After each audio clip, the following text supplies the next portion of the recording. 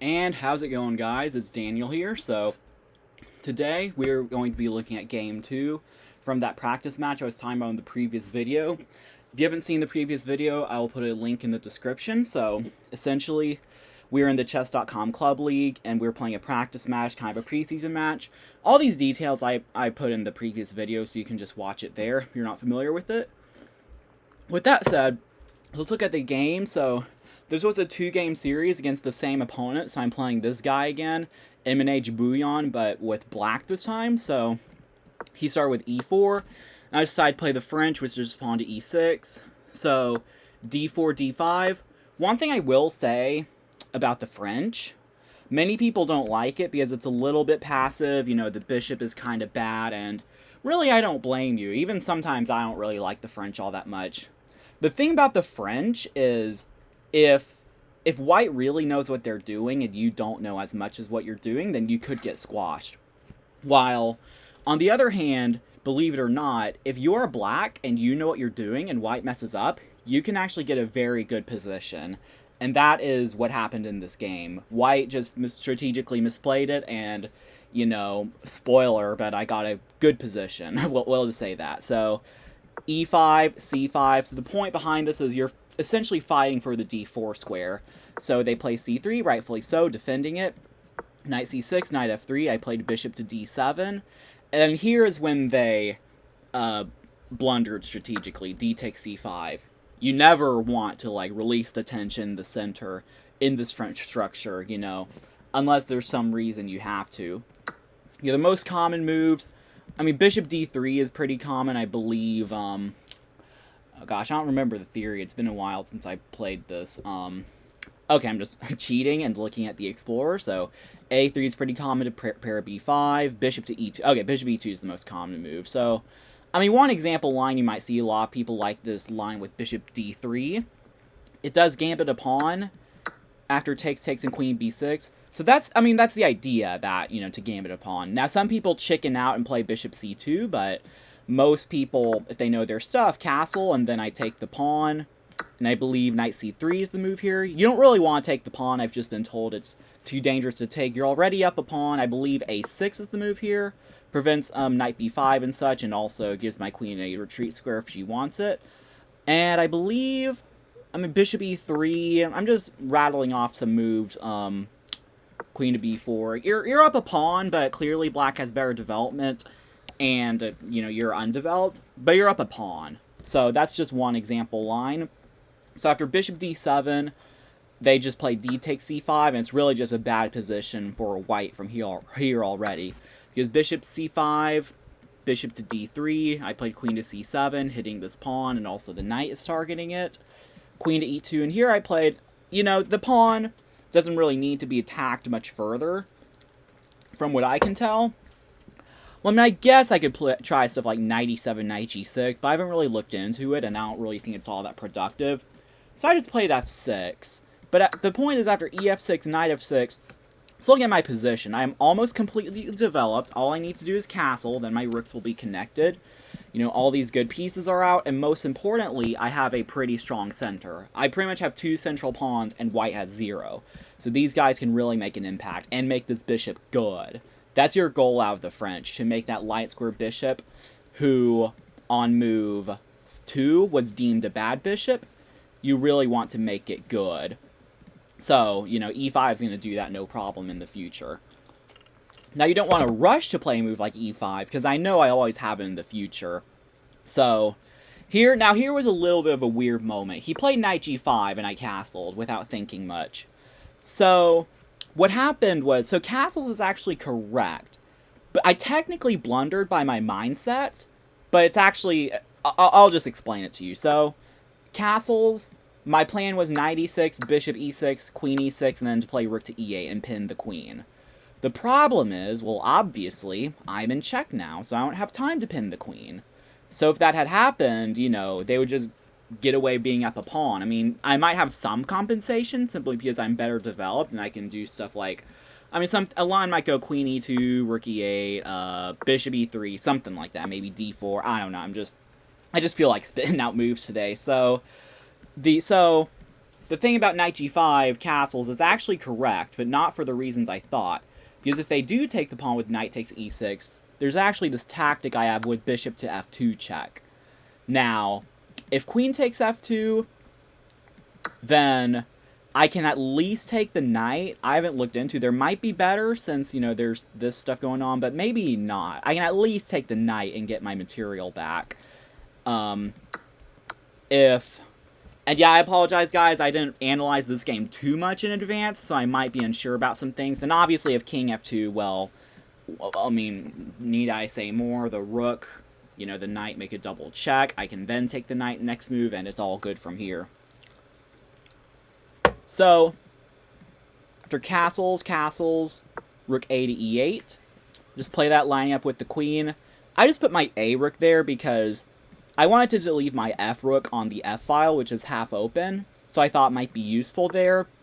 If you put your f rook on e8, then really where is this rook going to go? You have to think about that sometimes. You put one rook somewhere, you have to think about the other rook.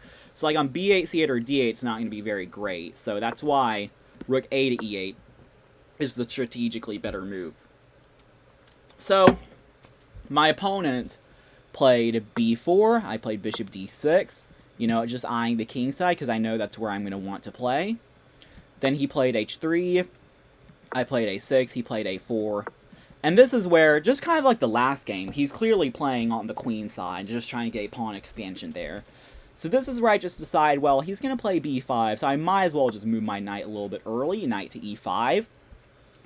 I wasn't necessarily planning on trading here, but certainly something that can be in the back of my mind. So, he just decided to preserve his bishops with bishop c2, and that makes complete sense. And here, I played h6.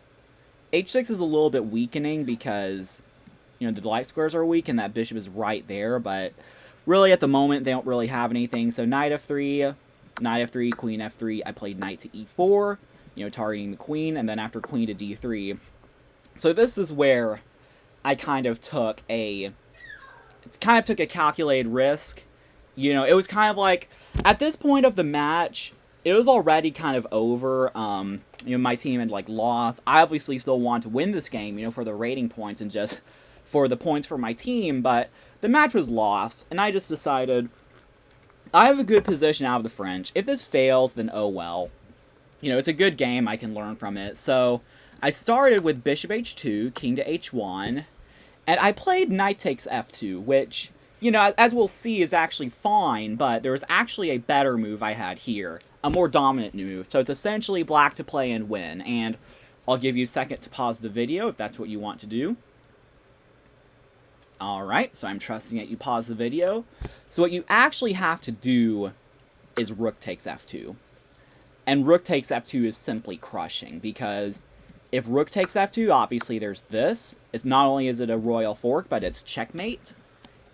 And, you know, there's not really much white can do. If they move the rook away, then the winning move should be knight to g3, king takes, then you get check, you get discovered check, and then, you know, with the queen that would be, and then you can get checkmate. And there are, like, a lot of other variations that you can look at home. Essentially, rook takes f2 is much more crushing and in the spirit of the position. But I played what was kind of the obvious move at the time, which was knight f2 check.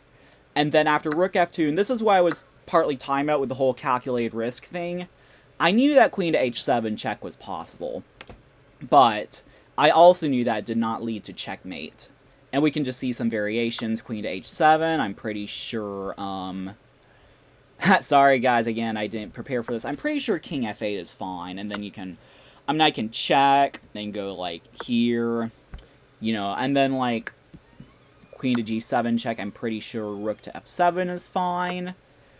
I mean, and so the point is, I'm just up 2 points, and I'm really just kind of holding on from here, so there's something else. Well, okay, well, never mind that. So after rook takes f2, so clearly queen to h7 just doesn't work. It might leave my king on the run, but it doesn't work.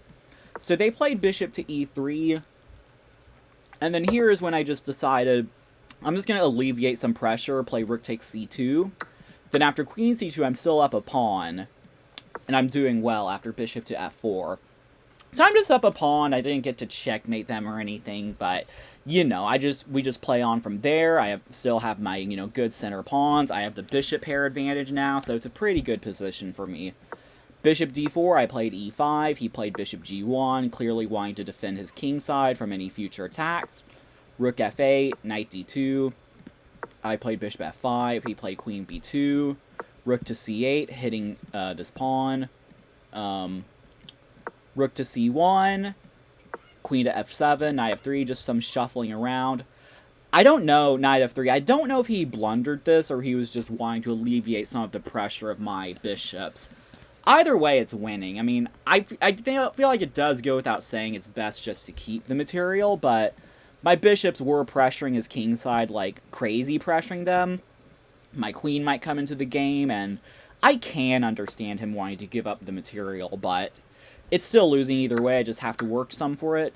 Queen to c7, targeting this pawn. He played queen to d2, which was a nice kind of counter threat against the d5 pawn, and I probably can get away with this, but I just did not. I never wanted to take unnecessary risks with my pawn on d5, so I played bishop e4, he played bishop h2, and then I just played bishop takes f3, just liquidating some, and then once again, I didn't want to take any risks. It's probably fine, but I just played d4, then after c takes d4, I forced the queens off with queen to c1. Queen c1, rook c1, king g2, e d4, and this is really winning. I have a passed pawn. It's like bishop versus rook, which is just, I mean, it's just very good for me. And I have an extra pawn on top of that. I have an extra pawn, so it's all good for me. We just shuffled around a little bit. I just pushed my pawn. He's able to stop my pawn for the moment, but after rook d6, king d3, I just played rook d6 and simplified into a winning pawn in game. King f7, I bring my king in. I played king to f5. I mean, I thought maybe he was trying to, like, scare me into, like, getting a corner pawn like this. And this is, like, probably good for me as well. Let's just, let's check. Yeah, I mean, it's winning. I just played king to f5. I mean, really doesn't matter. Takes, king d4, and this is still obviously losing. I just get my pawn up and then make a queen, checkmate with the king and queen, and it's all over from there. So, I hope you enjoyed the game. So, I went 1-1 against my opponent, which, I mean, was pretty good. He's obviously a little bit higher rated, so in case you missed the previous video, I'll show you the results of our preseason match. As you can see, my team, I'm representing the Waco Chess Club online. Or, I mean, we're just the Waco Chess Club. That's just the name of the team. So, I mean, as you can see, we got whipped 22-4. Their team does have, like, 300 members, and ours only has, like, 60, and not all of them are even active. So, you know, it's just, you know, it was just a mismatch. We had some lower rated players playing some 1600s. So, you know, I'll leave a link to all that stuff in the description. That's if I remember. But, yeah, just, you know, I will keep you updated. Our next practice match is on Friday, and then our first actual league match is actually the next day. So I will keep you updated. I'll probably have another video dropped, or maybe 2 dropped on Friday, maybe afternoon or evening, and I'll just update you guys. I might just use the community tab, you know, just update you guys along the way. Then, yeah, I'm just pretty excited for this. So, alright, I will see you guys later, alright?